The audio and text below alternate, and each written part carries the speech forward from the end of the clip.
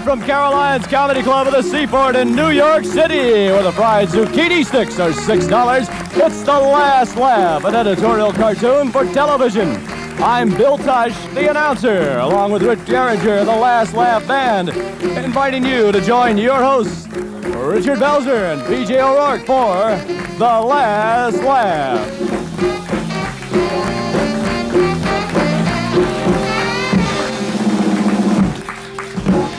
Yeah, thank you. Thank you very much. Thank you all for being here. This is The Last Laugh. I'm Richard Belzer. This is PJ O'Rourke. Applause, applause, applause. Thank you. Thank you. Thanks for showing up. Well, we just went through a national election, is what we call them in America, and I guess you, the voters, are the winners. I have my doubts about that, but PJ, you have some thoughts on this last election that we just... Hey, it was all right with me. You elect a Democrat, you get the scum off the top of politics. You elect a Republican, you get the scum off the top of business. I'll take business, you know, I will. You know, I mean, when Republicans wreck the environment and destroy the housing stock and murder the economy and stuff, at least somebody makes a buck off it, right? You know, the Democrats just do this stuff for fun. So, it's okay by me. And with that in mind, we have our roving reporter, Will Durst, who works for the San Francisco Herald-Examiner. He covered both conventions for them. He's a great comedian. And a number of important dog shows. Yeah, and a number of important dog shows, and we work together a lot. He's what I call a stand-up journalist, and he's somewhere, where is he now, in San Francisco? He's in San Francisco. Watch your monitors here in the studio and at home, of course. You have no problem because you're watching your television. Monitor, isn't it? Will Durst. So the Reagan years are over. And as we bid a fond farewell to one Oval Office doofus and say hello to another, perhaps this is a good time to reflect on old Uncle Ron's legacy. Now, I'm going to miss the old coot. Of course, I'm a comedian. And along with special prosecutors and insider trading scandals, Reagan has made political satire a growth industry. Do I look like an idiot? Maybe he's just living proof that this country really wants a monarchy, a red, white, and blue testament to style over substance. Promise them anything, but force-feed them the flag. Go ahead, make my day. Now, who cares he had the attention span of a chicken? Or that he plumb forgot matters of national security? America finally found a fraud they could believe in. I'm Roger Rabbit. And he was charming. No matter what you thought of his policies, you had to admire his ability not to get involved in them. Who's tending the store? He vetoed the clean water bill. What was going through his tiny little mind? Clean water, eh? Well, I don't know. In comparison, Caligula was a distinguished statesman. There you go again. And how about that lovable crew of corrupt crazies he called his cabinet? The only way he's going to be able to remember them is if Nancy puts together a scrapbook of their mugshots. Gosh, I wonder what Ed's doing these days. 7 to 10. I don't think they were guilty of any law-breaking or any crime. Now, we grew up hearing most politicians were figureheads, but hell, man, Reagan was a hood ornament. Has it been worth it? From Chicago, with the last laugh in the Reagan years, I'm Will Durst. Now back to Bells and PJ in New York. Thank you, Will. PJ O'Rourke. No offense to Will, but that's what we call a large, slow-moving target. You know? Now, we have our first guest here, and it's Congresswoman Pat Schroeder, who... presidential candidate. Actually, she was better than a presidential candidate. She wasn't a presidential candidate. That's right. That's right. You got enough sense to get out of that mess, right? Now, Richard and I are not really used to interviewing important people, important and powerful Washington insiders. I'm not important. I'm in Congress. Yeah, you're okay. Good, then we can ask you what we really want to ask go you, ahead. which is, right. Who's your favorite Beatle? That's important, it really is. I like the one with the most hair. Now or then? Some of them are losing some of their... I know, that makes me feel better too. Mine's graying, you know. You look fine tonight. Barbara Bush is going to bring it back. I think I'm going to be all right. The fashion plate, Barbara Bush? Right, the gray hair. Oh, gray hair. Yeah.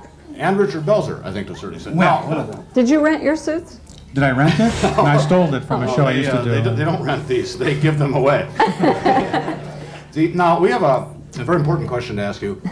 In this, you're a Democrat, and during this last election, you guys got shellacked. Yeah. What happened?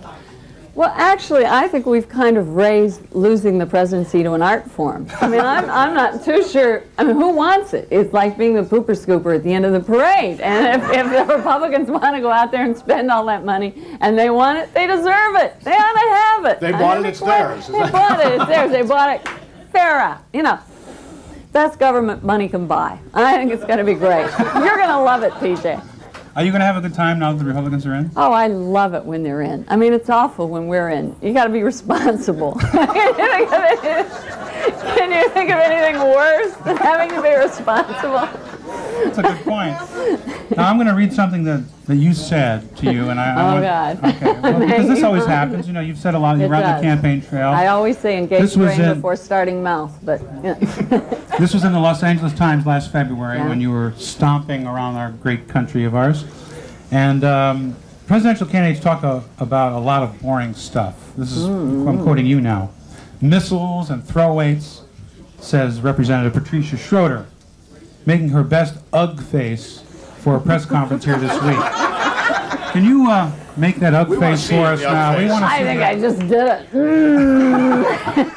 it. The old Ugg face. The old Ugg face. Another thing That's I right. wanted to ask you, which is more, I guess, more realistic question. This is sit-down comedy. We Yeah, don't right. have to be funny every minute. That's right. So just relax. But anytime, to my way of thinking, anytime we've had a woman who was a world leader, like Indira Gandhi or Golda Meir or our favorite Maggie Thatcher, they seem to, and I don't mean this in a pejorative sense, they seem to act like men when it comes to militarism and defense. And my naive feeling was that women are life-affirming and sensitive, and they would be against war and against these penetrating missiles, so to speak. But you're very articulate when it comes to those terms and the defense industry. yeah. But do you find that there's a kind of a unspoken prejudice towards women when it comes to discussing these matters? I've been on the Armed Services Committee for 16 years, and I've been dying to do a book about how they sell this stuff. They never sell it to women. Can you imagine women buying penetrating bombers? Can you imagine women buying? I mean, I could go through this whole thing. What are some of the other phrases that Well, I mean, this is CNN. I don't know. well, it's your window on the world all day and night. But so- I must tell you, I used to go around just listening to how it was all phrased. Male-dominated. Very male-dominated. I think there's a book out on it called Missile Envy. Miscellaneous. I have a silo joke in there somewhere, but I'm not going to do it. And you wanted to ask about the liberal agenda?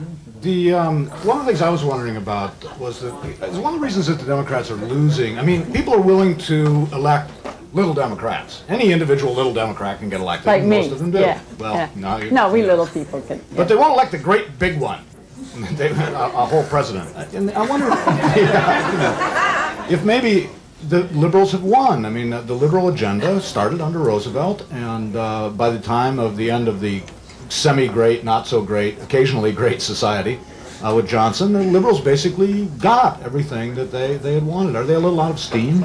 Well, I think what happens is the Congress and the Senate start the liberal battle, and then it passes with the president in power fighting it, and then the next Republican president runs embracing that program. And so it's a little hard for the person to figure out what to run on. I mean, they co-opt the whole problem. Look at George Bush. Kinder, gentler George is for daycare. Kinder, gentler George is for the environment. Kinder, gentler George is for arms control. You know, and kinder, gentler George is for everything. He meant his own arms, I think. Well, I thought he meant it was a deodorant. Oh. I'm not quite sure, but You anyway. should have our job. Yeah, right. We want to switch chairs here. Why don't we... It did kind of leave Lick Penny Mike saying, well, I could manage all that stuff. That's exactly right. He ended up saying, well, I think I could manage all those things he's for better. Huh? Yeah. It Yeah, doesn't right, that's sell. that was a It great doesn't plan. I think sell. we're supposed to go to the audience. Yeah, we're going to see if anyone has any more articulate questions than we do. Which should be easy. Yes. Boy, so they look alive, yes, don't they? anyone in the audience? Anyone still Who's awake? still Climb up to that microphone right there. Okay. I wanted to ask What's your name and where are you from? Just your first name. Allison, Allison, where are you from? New York. Great. Okay, your question. It's good because you're here. Yeah. You don't have far to go to get home.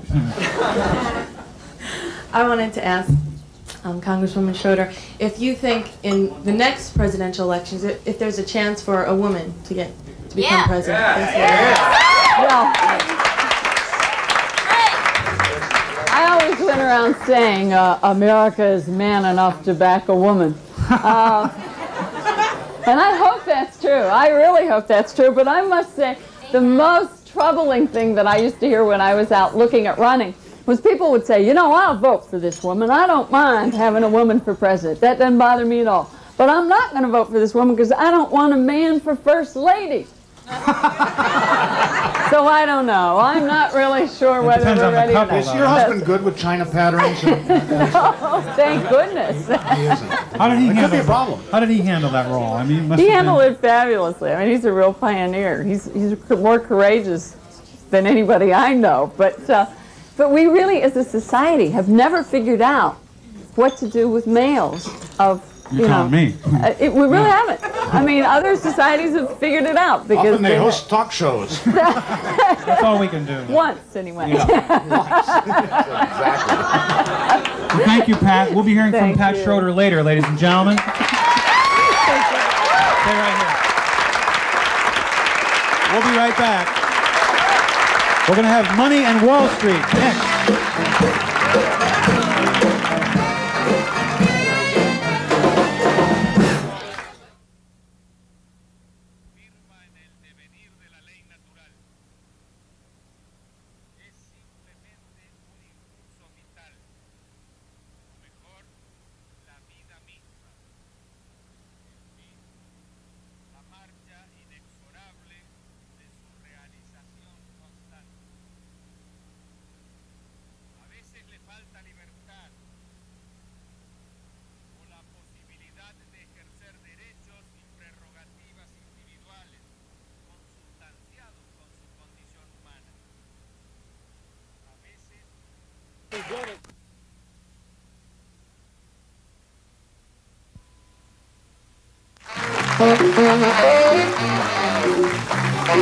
Back to the last laugh from Caroline's in New York. Here's P.J. O'Rourke and Richard Belzer.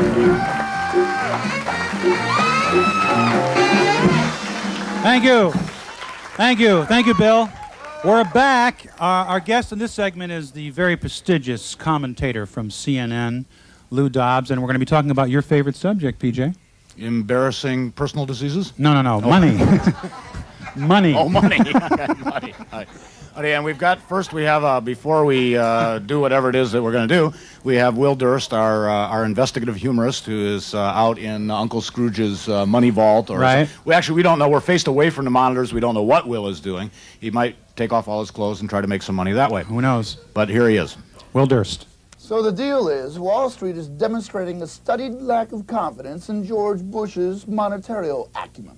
Most of us have sent out that signal now for at least the last month. Yeah. Wall Street, that bastion of stability and morality, is impugning President-elect Schrubb's ability to lead. Oh, isn't that like the tar pits calling a vinyl banquette sticky? Now, let me get this. Wasn't it the same venerable institution that just about a year ago went into a screaming nosedive, nearly causing a worldwide panic? I think it was. It might just be me. And the brokers don't have the decency to jump out of buildings anymore. No, we gotta take them out ourselves. Did you read about this? Miami, the day after the crash, guy walked through a Merrill Lynch, blew away his broker, took himself out, and the early news report said police were searching for a motive. I was 3,400 miles away. I knew what the motive was. I even guessed the caliber correctly. Now, admittedly, I don't know much about how Wall Street works, okay? I'm a comedian, I'm a stand-up, I work in bars. To me, a Ginny Mae is a waitress, and a CD is a music format that I can't really afford yet. But I do know that it's a world full of pirates and hostile takeovers and insider trading scams and greed and drugs. The value of all this will become apparent as time goes on. And to me, I wouldn't trust my money with these guys. It sounds like show business with better suits. With the last laugh on Wall Street and your money, I'm Will Durst. And now back to New York with Bells and people. Will. Okay, we're here with Lou Dobbs. Thanks for coming by, Lou. Thank you for Nice to see you. Lou, we've got a really important question here to all of us humorists, especially, and to newspaper pundits and reporters and op-ed writers. Where did that damn depression go? I mean, we were counting on that thing for reams of copy. We had all this stuff written already. You wrote an article about it. I got an article. It got reprinted everywhere and about death of the yuppies, and they're still here. It does. I was embarrassed. In droves. Well, we're still waiting for it as well, PJ. The much awaited depression that was supposed to follow the crash of '87 obviously never materialized. Did Donald Trump buy it? Move it to Atlantic City? It's one of the few things he hasn't bought. But we were told reliably, again, by the very same people who forecasted a year ago that it's on its way again. So be patient. Try again. Yeah, right? right. Okay. Exactly. I have a naive question, because I'm kind of a naive woman myself, but this is just a basic question I've wondered ever since I was a little child. Why don't we just print more money? We have the presses, we have the plates, we know what they look like. Why don't we just print more money and, you know, say, okay, we have enough money? No, really, I'm serious. I know it's funny, but I'm serious. Well, as my guests often say to me, that's a very good question. The reason is because if you print more money, you have inflation. And if you have inflation, all of that money that you've printed is worth appreciably less. So what? So I'm just being obviously the devil's advocate. What if the dollar's worth 84 cents? If it's worth 84 cents... Or 79, whatever the arbitrary figure is, how would that hurt us? Savings erode. Uh-huh. So that's a big deal. Well, so far you're not hurting me. All right, savings erode, all right. Prices go higher. Prices go higher. And even with well, we money, buy you can wholesale, afford so less. that doesn't hurt us. Okay. What else? Tell me something that hurts me, babe. Well, and by babe, I mean Mr. Dobbs. I don't mean to. That's better, Richard. That's better. No, but Carter kind of tried this, didn't he? Well, there was a rumor. PJ was telling me. Both. You've got me convinced. Let's print more money. Okay, what the heck? No, but let's go on to the next question. No, just let's stay on the subject for a second. Before the show, PJ and I were talking. He intimated that during the Vietnam War, they literally did print more money. Yes, Is that true? Well, it's a figure of speech to describe what in effect is the same thing. That is, we monetize the debt that was created by the vast military expenditures in Vietnam. So by monetize, I'm you starting mean to sound like the people on cover for crying out loud. No. I want to learn this stuff because I want to know where 80% of my income goes every year. But mine goes down in between the couch cushions. It's about 80% of my income winds up. And you wanted to ask where the money comes from, right? What? I mean, where is all this? I mean, maybe we are printing more money because where? I just opened the paper today. And this always confuses, leverage buyouts confuse me completely anyway. Reynolds, what is it? What's RJR. RJR Nabisco is buying itself for $24 billion. How does that work? Okay, I mean, already that's pretty stupid that they're buying themselves. But where does that $24 billion come from? It comes from banks. You mean my little $100 that's sitting there, and I mean, they took that and they're buying themselves with it? It's being well used, we're told. What good is a takeover, if any, is my question. Well, it makes a company leaner. It makes it more efficient. I mean, that's the argument you will hear from those. So who we want get to fired. So people get fired. Yeah, the people who don't do their job We're not very slamming well you, the way Lou. we Don't get me wrong, babe. We're not attacking you. Okay. You son of... No, go ahead. Sure you're not attacking.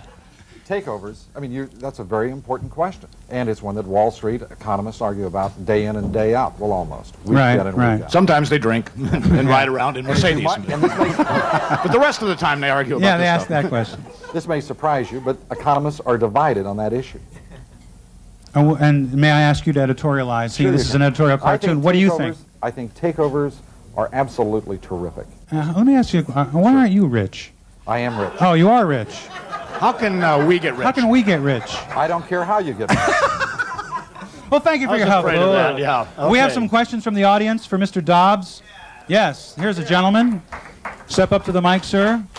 Go ahead. Just put your mouth near the device. Oh, okay. Pick it up there. Well, it won't bite you. Being a victim of a takeover myself, do you think that the rash of corporate takeovers will continue when the second part of the question is, what do you like? What do I like? I like Kimberly Clark. I used to go out with her. Oh. I like the Meade Corporation. I like Bally. Bally? I haven't invested The hotel? in a single one of The them. hotels or the shoes? The island. Bally, the hotel or the shoes? Oh, okay. Yeah, because I had Bally shoes on. That's right. Another And question. They weren't Yes, making sir. a cent for him. Yeah. Yes, sir. What percentage of the takeovers are by foreign companies, and do you think that they should be stopped or anything like that? Because I feel that foreign countries are buying our country. If I may amend that question, thank you. Please do. Thank you. No, I'm not patronizing you, babe, but sit down. Okay, now, is it not true that even though we vanquished Japan and Germany in World War II, they now, in fact, are buying up our country, lending us money, we owe them money, we protect them, they owe us billions of dollars, and yet somehow they are the bullies in the monetary world? Well, they're not really bullies, they're just the winners. They indeed, as the gentleman points out, they are buying tremendous numbers of our assets. But that's good. Why is that good, just for my own edification? Because if they weren't buying, we would have no one to support our debt. Aha. You know, they're giving us automobiles and toaster ovens and television sets, and we're giving them little, increasingly worthless pieces of paper, right? We're not so dumb. You may be right, PJ. You may be right in the long run. And Pat, am I right? We still have more guns than they do, right? So we can take this stuff back. Okay. Okay. Lou will be back in a little while. Thank you, Lou. We'll see you in a minute. Stay right there. We'll be back with Morton Downey Jr.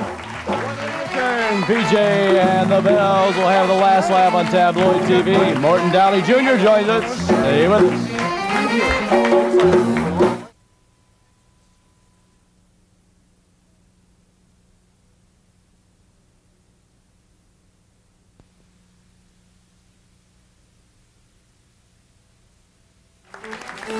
Wasn't it worth the wait? Now it's back to the last laugh from Caroline's in New York. Richard Belzer, PJ O'Rourke.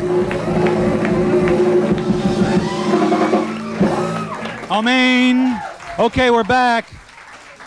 The last laugh, that's us, me and PJ O'Rourke, and our next subject is tabloid television, or as it's euphemistically called, trash TV. Relax, relax, Beth. That wasn't a cue to have evolution go backwards. That was just setting up the piece. Well, go ahead. What? Bells, what? When was TV otherwise, is what I would like to know. Wasn't you know what, this is like, the one thing, when you're on television, as we happen to be at this very moment, you know that every single person out there in the audience has nothing better to do than watch television, you know?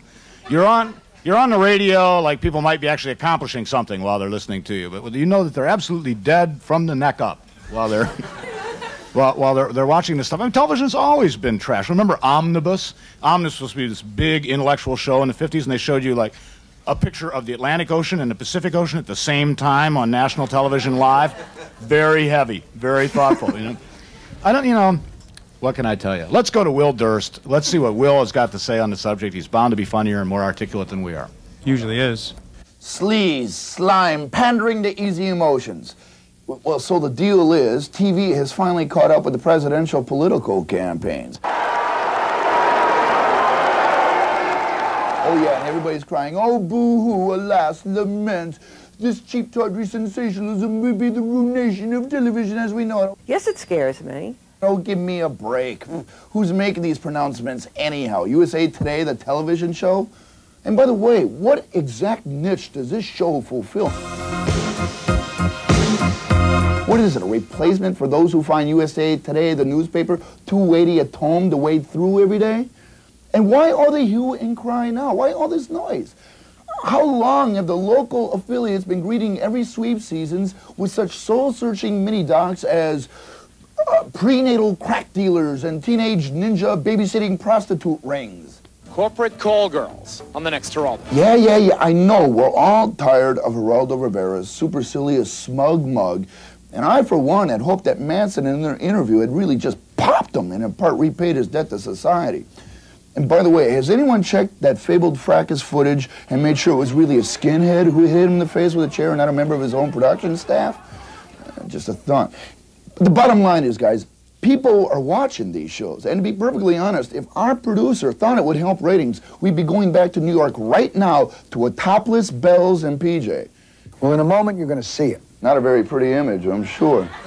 With the last laugh on Trash TV, I'm Will Durst. Okay, we just got dressed. We were naked during that piece. There's one thing about culture and history that I think has been a consistent thing since we've been allegedly civilized, particularly in the Western world, and that is a thing called manners. Manners are the little civilized things that we do every day. When we see people, we greet them. We eat with the right fork. We shake a person's hand. We defer to people. We're life affirming. We're supportive. And this is what civilization is. And there's been a trend in America and on American television where shouting and sexist remarks, racist innuendo, us against them mentality, pitting one class against another. Wait a second. Yes? Wait a second. Now, Yes? what's really worse? Let's think about this a minute. What's worse? Having people act the way they act on the Morton Downey show, which is how they act in most of our families, or having them act the way they act on the Cosby show, all smarmy and full of caring, horrible thought, you know. I mean, really, I prefer my own family to the Huxtables, I gotta say. Well, you mean your father doesn't make $180,000 a year and he's not black, is what you're saying? Well, okay. Come to think of it, I don't prefer my own family, no. See, you didn't give it a second thought. Yeah. But there was a young man who many years ago wrote a book of poetry called Quiet Thoughts Make the Loudest Noise. That man was Morton Downey Jr. Mort, what happened, babe? Really, what happened? I finally decided I had to start speaking through an echo chamber because no one heard the quiet thought. Well, can you give us a little example of one of your verses? Quiet thoughts make the loudest noise? Yeah, not a long Whitman-esque thing, but some little like E. Cummings or Ferlinghetti riff that you might. Hello, big shot, making out you got what you ain't got, putting on an act that even fools yourself. People detest you, guess you are nothing more than a shadow of your own inflated ego, which falls at your sidewalk clicking heels. And other heels have learned how it feels to go through life looking at the self-same glass saying, what an ass. Hello, big shot. Like, not bad. Not bad. Well, not bad for white rap music, but it was kind of a white rap song, but it wasn't bad. No. You wanted to ask more. I'm the English major. Oh, that's right. He's the leader. I thought that was serious indeed. You need a drink? Now, Mr. Downey, one thing, I've got one complaint about your show, is that you tend to deal... who cares? You got a complaint. Everyone's had a complaint. That's an important point. You tend to deal in a lively manner with subjects that are pretty lively in the first place. Mm-hmm. I would like to know how you would deal with something that needs some life brought to it, such as the budget crisis. Now, how would you go about doing a show on the budget crisis? Very simple. I'd have the director of the budget on the show. Yeah. I'd get right up into his nostrils. I'd scream at him, ask him, I like that guy Dobbs you had on here, all right? The guy Mr. Dobbs. What's he signing? He works for CNN, yeah. No, he works for the company. No, I really give a rat's snot ball. That A rat's what? Snot ball. Rat snot ball. So you're a Shakespearean scholar also. What I am saying is Yes, you sir. get to these guys and you find out. I mean, no one asked him about junk bonds, did they? No one asked that guy when he was up here about junk bonds. We can ask him When you later. got a $24 billion takeover here and you got junk bonds going out, and you got an $82 billion takeover here and you got junk bonds going out, who gets screwed? Who gets screwed? That's I a have personal no question, idea. isn't it? I have no idea. I have Well, no the little man, I But guess. that's a question I'd asked on my show. So you would make even that boring subject provocative and somehow sensational. It's provocative to people who are losing their money, the middle class of America, which is getting nothing. None of us are ever asked to serve on any of Pat Schroeder's big committees. Figure it that out. run our Figure it out, lives, babe. all right? Anyway, who are some of your heroes? Seriously, now I know This is the question Dukakis lost the presidential race on, incidentally, and he couldn't think of any. When he said Mother Teresa. Mother Teresa. Cardinal O'Connor. Okay, so Pope far. John Paul. Billy Carter. Hold on, Billy Carter. Now there was Wait, a wonderful. No, you're being too glib. No, I want to know who your heroes are. Wait 1 second. Billy Carter rose to the had the top decency of to his die. rose to the top Mother of his Teresa field. is still alive. I hate to No, disappoint no, I'm talking about Billy Carter. Billy Carter rose to the top of the field despite the clownish antics of his older brother Jimmy. Made it to, I would go along with it. My one hero would be Mother Teresa. Willingly, she gives of herself without expecting anything back. The same as you guys. Now, why isn't there... Right. Her TV show, however, is very different from Morton's. Yeah, right. So where is any semblance of what she stands for? How does that exist and integrated into your life and your personality? Because I like Aside from admiring think, her. I like to think I love people. I love all these people out here. You could have fooled us. There's a lot of slime here. I love slime. You're looking in a mirror. That's a mirror. I love slime. Okay. We're going to take some questions from the audience, the people who Mort just lovingly referred to as slime. Anyone have a question for Mort? Okay, here we go. My name's Slime King. Okay, Slime King. Boy, man, you really... Honest to God, have you got a camera on this guy? That is an ugly guy. Thank you. I wanted to know if your abrasiveness ruins your credibility in the long run. What credibility? My question's been answered. Next question. What is your name? My name is Liz. Hi, Liz. How are you? I'm very What's on your mind today?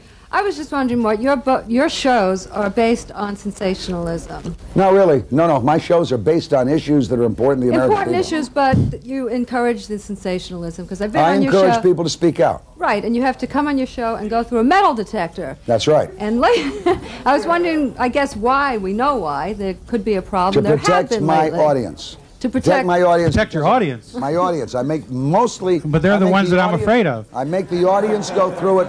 They're the ones with too much testosterone that are. I want the guests. Wait a minute. I want the guests to think that it's fair, all right? It's what you believe in what you're doing, but it is an act. It's a microcosm of my day. I'm not always a miserable SOB, all right? It's a micro. O'Rourke, thanks, Morton Downey Jr. You're welcome. Come Anytime. Oh, okay. Thank you. Is that it? All right. Thank you, Morton. No, we're going to ask you some questions later. We're going to take a break now. I do enjoy your show, and thank you. Morton Downey Jr., ladies and gentlemen. We'll be right back. I'm sitting at this table. With more of The Last Laugh.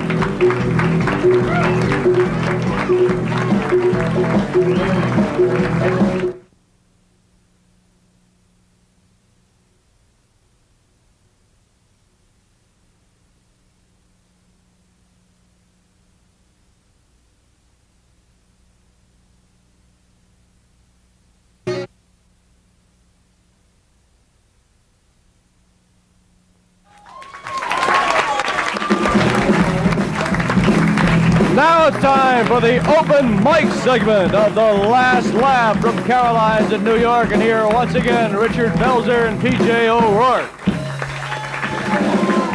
We are back. Can we do our rap act now? We do our rap. Well, we'll do that later. Yeah. Okay.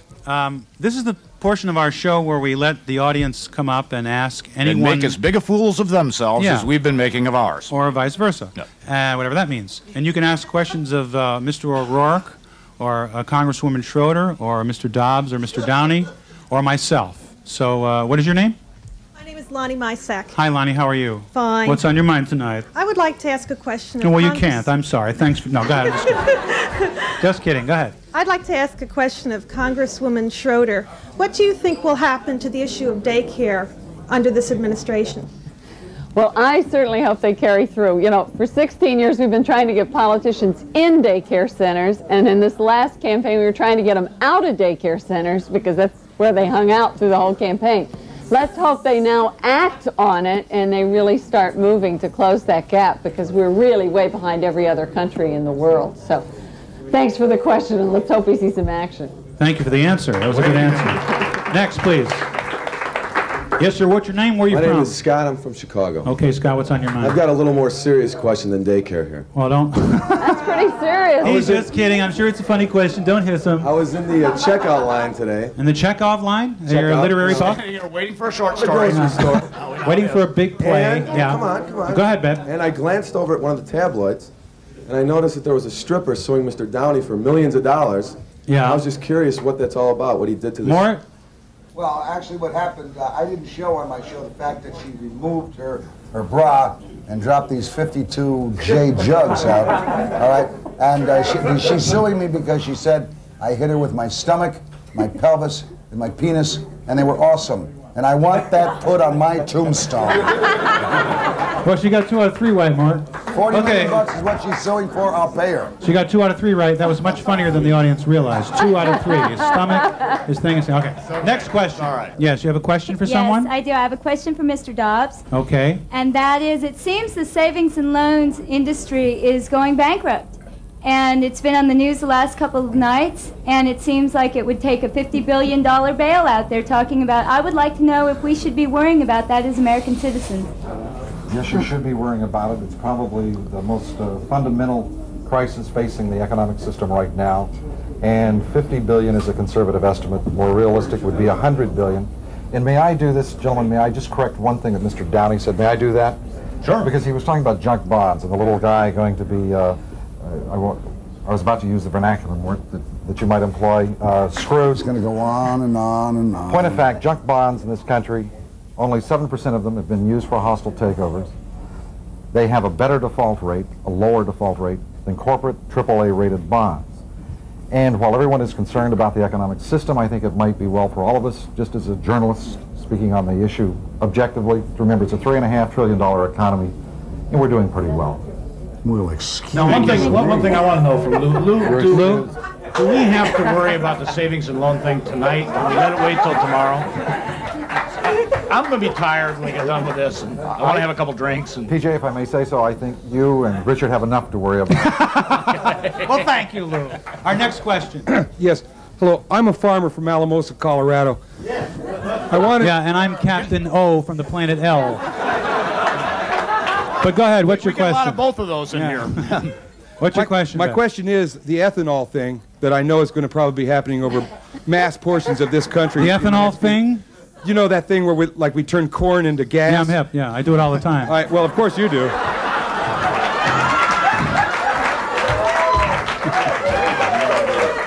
It's not that hard to do. You just, you know. But well, you've made a great living doing that all these years. Oh, your point, sir.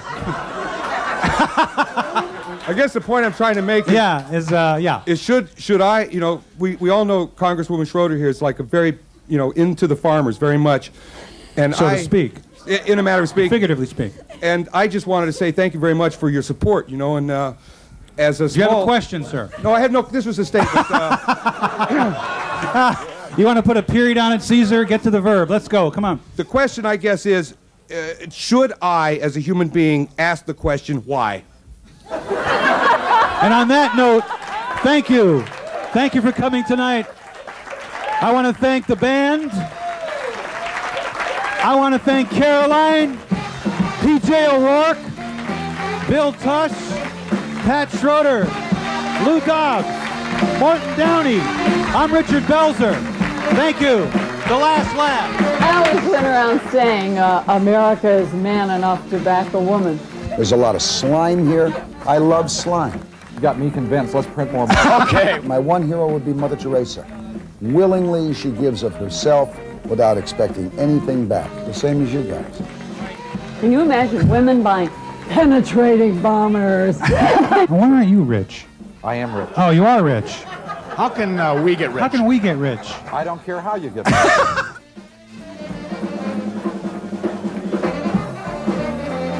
This has been The Last Laugh with Richard Belzer and P.J. O'Rourke. I'm Bill Tush, your announcer, wishing you a good evening from New York.